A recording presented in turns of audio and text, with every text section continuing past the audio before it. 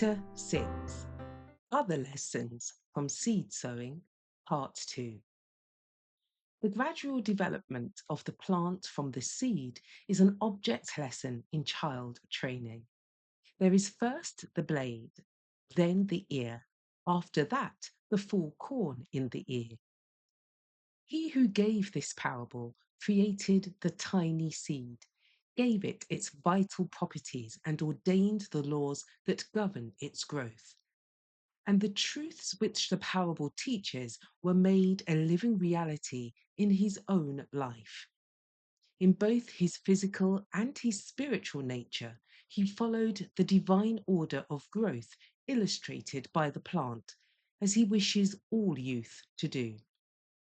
Although he was the majesty of heaven, the King of glory, he became a babe in Bethlehem and for a time represented the helpless infant in its mother's care. In childhood, he did the works of an obedient child. He spoke and acted with the wisdom of a child and not of a man, honoring his parents and carrying out their wishes in helpful ways according to the ability of a child. But at each stage of his development, he was perfect, with the simple, natural graces of a sinless life.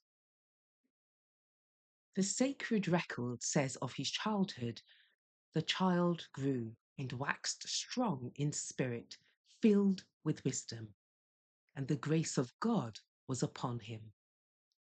And of his youth it is recorded, Jesus increased in wisdom and stature and in favour with God and man. Luke chapter 2, verses 40 and 52. The work of parents and teachers is here suggested. They should aim so to cultivate the tendencies of the youth, that at each stage of their life they may represent the natural beauty appropriate to that period, unfolding naturally as do the plants in the garden. Those children are most attractive who are natural, unaffected. It is not wise to give them special notice and repeat their clever sayings before them. Vanity should not be encouraged by praising their looks, their words, or their actions, nor should they be dressed in an expensive or showy manner.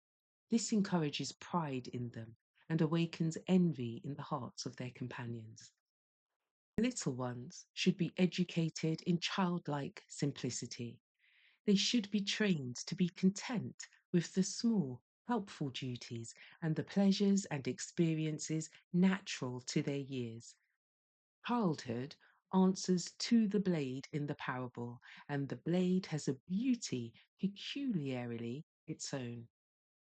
The children should not be forced into a precocious maturity, but should retain as long as possible the freshness and grace of their early years. The little children may be Christians, having an experience in accordance with their years. This is all that God expects of them. They need to be educated in spiritual things, and parents should give them every advantage that they may form characters after the similitude of the character of Christ.